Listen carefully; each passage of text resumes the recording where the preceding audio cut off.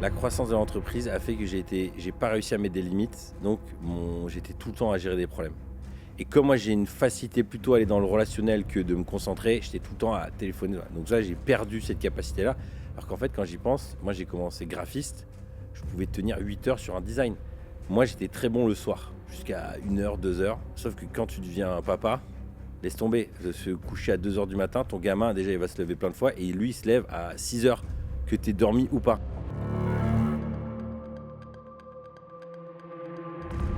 Moi, je me suis toujours dit, tu sais, en développement personnel, même en management, on dit focus sur tes forces.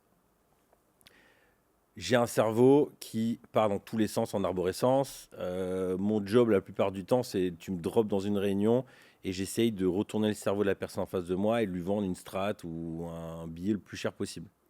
Donc, capacité d'adaptation, je suis très bon à ça, de l'impro, relationnel. Mon job, c'était du recrutement, trouver des problèmes, résoudre des problèmes.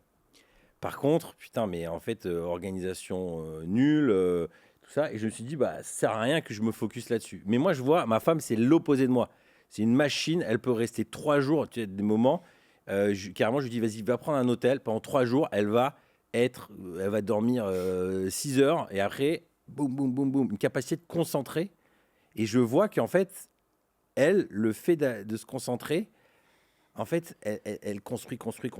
C'est un putain de skill, tu vois. Ah, est-ce Et que elle, en toi, fait, en 3 jours, alors c'est peut-être ouais, un peu caricatural, mais en vrai, tu vois, pendant que tu étais en train de le dire, je me disais, mais ouais, tu vois, des fois, en fait, sur les trucs qui sont vraiment, mais tu sais, c'est putain de urgent. Et tu sais, des fois, on se laisse un trimestre pour le faire.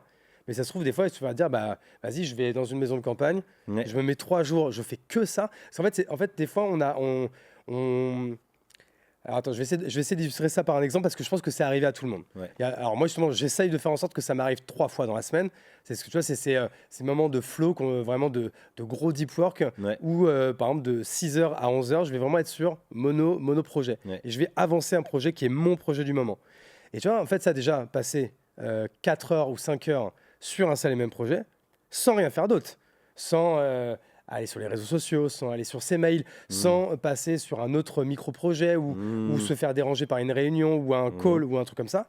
Vraiment, tu es vraiment en mode flow de ouf Mmh. pendant, alors j'ai dit 5 heures, en vrai, vas-y, on va prendre des données qui sont plus faciles pour tout le monde, on va dire, qui sont par exemple 2-3 heures. Ça, on l'a tous fait, tu sais, de dire, allez, vas-y, ce truc-là, mais ça fait des semaines que je veux le faire.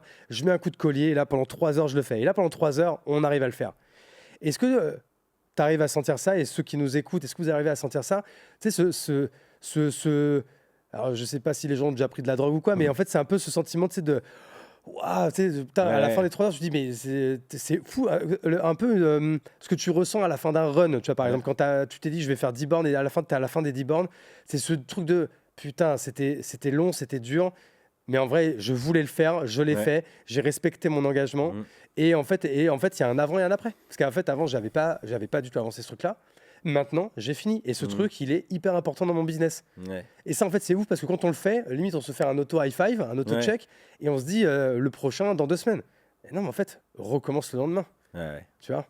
Et c'est ça, en fait, mais c'est ça qui est très Ça, difficile, hein, c'est le franchement. goal, hein. Moi je pense, quand je m'analyse, la croissance de l'entreprise a fait que j'ai pas réussi à mettre des limites. Donc, j'étais tout le temps à gérer des problèmes. Et comme moi, j'ai une facilité plutôt à aller dans le relationnel que de me concentrer, j'étais tout le temps à téléphoner. Donc là, j'ai perdu cette capacité-là. Alors qu'en fait, quand j'y pense, moi, j'ai commencé graphiste, je pouvais tenir 8 heures sur un design. Ouais. En fait, à la base, et puis je pense qu'aussi, quand je m'analyse, moi, j'étais très bon le soir, jusqu'à 1 heure, 2 heures. Sauf que quand tu deviens un papa, laisse tomber. De se coucher à 2 heures du matin, ton gamin, déjà, il va se lever plein de fois. Et lui, il se lève à 6 heures, que tu aies dormi ou pas. Mais tu sais que ça, c'est pareil, hein, parce que moi, pareil, en fait, c'est un peu ces moments, tu vois, on parlait un peu de ces moments de Mm. flow. Souvent, les trucs qui sont le plus importants et le plus Mhm. urgents, c'est vrai tu sais, c'est ce genre de truc qu'on avait tendance à faire de 22 heures à 2 heures du mat. Ouais. Donc, parce que là, en fait, c'est quoi? Et qu'est-ce qui se passe, en fait, de 22 heures à 2 heures du mat? Personne nous casse les couilles, Ouais. on n'a pas de nouvelles notifications, Mhm. on est plutôt au calme. Ouais. Si si on est plutôt du soir, bah, c'est un moment où on est plutôt concentré. Ouais. Donc en fait là, en fait inconsciemment, on était dans un truc où on était, bah vas-y, je le fais parce que je suis en retard. Mais en fait, c'était parce que c'est ton sweet Ouais. spot. C'est juste que maintenant, aujourd'hui, moi, ce sweet spot, je veux pas qu'il soit de 22 heures à 2 heures du Mhm. mat. Je l'ai juste déplacé de 6 heures à 11 heures. Ouais. Donc en fait, moi qui commence à bosser à 6 heures du mat, je travaille pas plus qu'un autre. J'ai juste en fait déplacé Ouais. un spot. Et en fait, Je ne l'ai pas fait, encore une fois, pour faire le beau, à dire je commence à 6h du mat. C'est juste que j'ai découvert, quand commençant à bosser à cette heure-là, Ouais. mais c'était mon sweet spot. Parce que 6h, 9h, je suis trop bon. Enfin, je suis Ouais. ultra concentré. Il n'y a rien de nouveau. Parce que ça, en fait, c'est qu'on est tenté d'aller vers la nouveauté, de se dire, putain, tu vois, là, on tourne le podcast, on est en plein après-midi. Là, si je n'étais pas en train de parler avec toi, j'aurais envie d'aller regarder mon téléphone parce que je suis sûr. Parce que là, en plus, moi, je viens, il est 17h, je viens du paddle. Et après, j'ai enchaîné des réunions. Et après, je suis venu à 16h ici. Donc là, il est 17h. Depuis midi, j'ai pas relevé mes mails. Mais là, si j'y vais, ça doit être un enfer.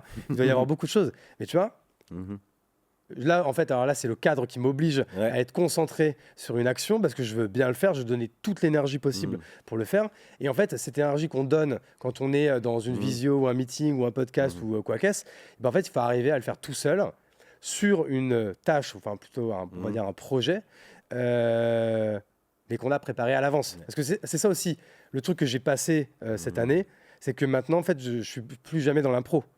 Quand je sais que demain, je te dis, j'ai ce moment de deep work, moi, c'est déjà noté dans mon téléphone, enfin dans mon Notion. Je sais ce que je dois faire demain matin et je sais ce que je dois faire après-demain matin. Toutes les semaines, tu prépares ton programme de la semaine en amont. Je le prépare un mois à l'avance. Ok, donc tu sais, là, je vais bosser ça, là, je vais bosser ça. Et après, ça peut bouger. Parce que des fois, des trucs où je m'étais dit, ça, je vais avoir besoin de 3 heures. Des fois, je le fais en 1h30. Et à contrario, des fois, je me suis dit, ça, j'aurais besoin de 3 heures. Et finalement, j'ai besoin de 6 heures. Donc, des fois, je vais plus vite. Et donc, du coup, je rajoute des choses. Ou alors, je m'avance. Ou alors, bah, des fois, c'est tout. Je n'ai pas été aussi vite que je le pensais. Donc, je décale. Et c'est pas grave, tu vois. Pour aller dans ce sens-là, moi, ma femme m'a beaucoup inspiré sur cette notion de discipline. Elle est très forte. Et je me suis souvenu, il y a, je sais pas, c'était peut-être il y a 5 ans, un moment où j'ai vécu une très belle croissance dans les différents business, c'est en me levant à 5h du mat, faire le Miracle Morning. Sauf que c'était une période où je connaissais rien au sommeil. Donc en fait, moi, c'était en mode de ce que je lisais, c'est peu importe le nombre d'heures que tu dors. En fait, le but, c'est de se lever et comment tu te sens, c'est une histoire de mental. Sauf que j'ai eu une putain de dette de sommeil. Et là, en gros, je me suis dit, ok, je vais m'y remettre. Donc me lever à 5h du matin. Par contre, je vais me coucher à 21h, je dors, tu vois.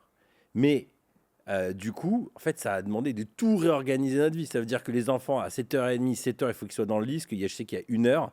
Mes débriefs avec Hélène, nous, on parlait jusqu'à minuit, parce qu'on aime trop débriefer du boulot et tout ça. On finit, donc ça veut dire caler entre midi et 2, des moments où on peut parler. En fait, je me rends compte que en ce moment, je suis en train de changer toute ma vie. Là, t'es en train de faire ça, là ? Ouais, je suis en plein dedans. Et du coup, ce qui m'a surpris, c'est que moi, j'avais trop peur j'ai du mal à m'endormir. Je me dis, je vais pas y arriver. Et en fait, comme j'étais claqué les 2-3 premières nuits, parce que tu te lèves à 5h du matin, en fait, j'ai réussi, comme ça, à m'endormir. Par contre, l'énergie à mettre pour suivre ça, elle est dingue. Et moi, qui suis plutôt quelqu'un de chill, j'aime pas me mettre la pression sur le timing. Là, j'ai pas le choix. Je rentre, il faut que là, c'est les enfants, le repas, le bain, brossage de dents, la petite histoire. Et 7h30. Et je me rends compte que cette discipline-là, en fait, ça demande d'avoir je pense qu'il m'a manqué, c'est d'avoir un objectif suffisamment enthousiasmant qui me fait prendre ce niveau de discipline. Et je pense qu'il m'a manqué pendant des années, c'était... En fait, j'avais atteint mes objectifs, j'étais content, j'étais fier de moi. Donc pourquoi s'emmerder ? Qu'est-ce que je veux me faire chier à me lever à 5h du matin ? Mais sauf qu'en fait, du coup, tu te laisses un peu aller tranquille. Et là, d'un coup, j'ai de nouveau une motivation, ce podcast, le business d'Hélène qui se développe super. Je suis chaud. Et je me rends compte, moi, en tout cas, je suis beaucoup drivé par un objectif. C'était un coach qui disait, un sportif de haut niveau, pour lui, c'est pas un sacrifice de pas manger des burgers, de faire attention à son sommeil. Parce que aller gagner, être champion d'Europe ou être champion de son pays ou gagner la Coupe du Monde, c'est ça. C'est un objectif qui est beaucoup plus transcendant en fait. Et du coup, toi, ce serait quoi ton drive d'avoir autant travaillé sur toi et pris des ajustements qui sont... Tu sais que c'est marrant parce que moi, en fait, du coup, ce qui a fait que j'ai ajusté ça, c'est le sport. Et en fait, plus particulièrement le paddle. Parce qu'au début, en fait, j'ai voulu jouer 1 fois par semaine. Après, j'ai voulu jouer 2, et puis 3, et puis après 4. Et en fait, pour que les gens se rendent compte, en fait, le paddle, moi, à Bordeaux, moi, je suis en centre-ville, plutôt, pardon, à Codéan. Je suis en train de dire les trucs, les Bordelais, ceux qui habitent pas à Bordeaux, ils connaissent pas. Bref, j'ai une demi-heure de route pour aller au paddle. Le paddle, ça dure souvent entre 1h30 et 2h. Après, tu prends la douche, tu déj, tu reviens. Donc c'est encore une demi-heure. Grosso modo, il faut prendre plus de 3 heures de pause pour jouer. Donc 3 heures de pause, c'est énorme. Bah ouais. Alors, ce qui est bien, c'est que sur ces 3 heures, il y a 1 heure qui sont en voiture. Donc, par exemple, là-dessus, moi, j'ai 4 calls de 15 minutes. Ok. C'est-à-dire que quand moi, j'envoie mon LEM call, c'est comme un Calendly, déjà, tu peux jamais me reacher le matin. Et la plupart des après-midi, tu peux pas me reacher non plus. Par contre, tu peux me reacher de 11h30 à midi tous les jours, Mhm. parce que c'est mon voyage pour aller au paddle, et de 14h30 à 15h, parce que c'est mon chemin du retour. Et du coup, c'est optimisé parce que je suis en caisse. Donc, de toute façon, c'est soit ça, soit j'écoute un podcast. Et au moins, là, je place du coup tous mes calls que je dois avoir. Et comme ça, j'ai mes après-midi tranquilles. Alors qu'avant, moi, mes après-midi pouvaient être baisés par plein de visios ou quoi. Et ça m'énervait. En plus, je mettais des visios d'une demi-heure, de 1 heure des fois. Maintenant, c'est Mais un quart d'heure ou quoi. du coup, tu as dû être. Et du coup, pardon, c'est vachement pour le tight. paddle. Ouais. C'est comme je voulais, du coup, quand même, c'est un peu handicapant quand même pour le taf de ces longs voyages, Ouais. enfin ces longues pauses le midi. Donc, j'ai juste voulu en fait augmenter l'amplitude de temps parce que c'était quand même hors de question que je fasse que bosser le soir. Tu vois, même je dis ça, même si c'est chose que je suis en train de faire un petit peu en Ouais. ce moment, parce que du coup, je suis beaucoup trop excité parce que je fais. D'où ce que je disais en début de podcast où je pense qu'à ça, quoi. Ouais. Mais par contre, il fallait, voilà, pour faire les trucs importants, il fallait que ce soit le matin, parce que par contre, moi, l'après-midi, jamais mais jamais je reste même 1 heure concentré sur la même chose. Hmm. L'après-midi, moi, mon record, je peux rester une demi-heure. Je suis en train de faire un truc. Par exemple, tu vois, je copie un mail que je dois envoyer à quelqu'un, par exemple sur LinkedIn. Je me connecte sur LinkedIn. Tu sais, alors, je dois aller normalement directement en MP pour aller lui envoyer. Il suffit que je vois quelque chose dans le feed d'actualité, je le regarde. Et là, je te jure, je me rappelle plus pourquoi je étais venu. Je suis obligé de reprendre, d'ouvrir une note, de coller. Et je fais ah oui, c'est vrai que je devais envoyer ça à ce mec. Moi, l'après-midi, j'ai le degré de concentration d'un escargot, quoi. Mais du coup, tu dois être hyper, comment dire, hyper vénère sur le respect de ton agenda. Moi, je sais que ça a été un de mes trucs les plus C'est un durs. engagement que je prends avec moi-même. Donc en fait, Ouais. du coup, c'est comme si. T'as pas peur de En passer fait, pour le bâtard. c'est un contrat moral entre moi et moi. Alors oui, non, mais franchement, moi, je déteste me lever tôt le matin. Mais c'est tout. En fait, c'est à un moment donné, tu vois, c'est comme en ce moment, je suis en train d'arrêter de fumer. Ouais. Bien entendu, moi, franchement, si c'était pas dangereux pour la santé ou quoi, voilà, tu me donnerais une clope, mais je serais trop content de la fumer. Parce Ouais. que quand tu as été fumeur toute ta vie, là, ça fait qu'un mois et demi, bien sûr que tu as envie de fumer. Mais du coup, tu sais que je sais pourquoi je le fais, je sais pourquoi il faut absolument que j'arrête de fumer. Je vais pas faire un dessin à tout le monde. Donc, tu te mets une discipline. Tu as un contrat entre toi et toi-même. Et ben c'est pareil pour l'heure du lever, en fait. Mais du coup, tu es sur plusieurs boîtes, tu vas avoir des gens qui vont avoir constamment envie de te parler, ils ont des questions, ils ont des ça. Et toi, pas de race, 15 minutes. Oui, alors Hugo, on a un problème là-dessus.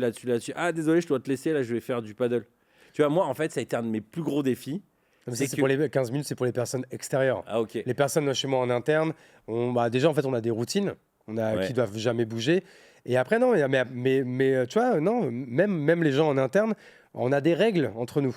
Il y a des sujets, on n'a pas le droit de se déranger. On se fait un Slack.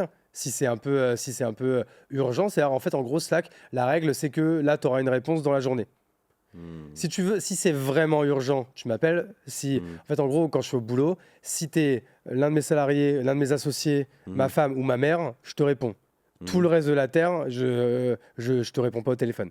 Donc là, bien sûr, et si un salarié m'appelle, je sais que c'est parce que c'est quelque chose d'urgent et qu'il n'avait pas le choix. Ça, c'est une règle. C'est parce que c'était urgent. Mais en vrai, c'est très rare, hein, les choses qui sont urgentes à la minute. Donc souvent, s'il a besoin d'une réponse dans les heures qui viennent, il me fait un Slack. Et si c'est un truc, une idée ou quoi, eh ben, il la note dans notre espace one-to-one qui est dans Notion. Et il me le dira le lundi ou le mardi pendant notre one-to-one. Et cette énergie que tu déploies sur plein de projets, tu te dis, je suis hyper excité. Tu penses, c'est quoi ton moteur là-dedans, ce qui t'enflamme en fait? En vrai, franchement, c'est une bonne question et c'est marrant parce que tu vois, c'est un truc qui est dans justement, en fait, alors j'appelle pas ça une to-do list, c'est plutôt une to-do projet.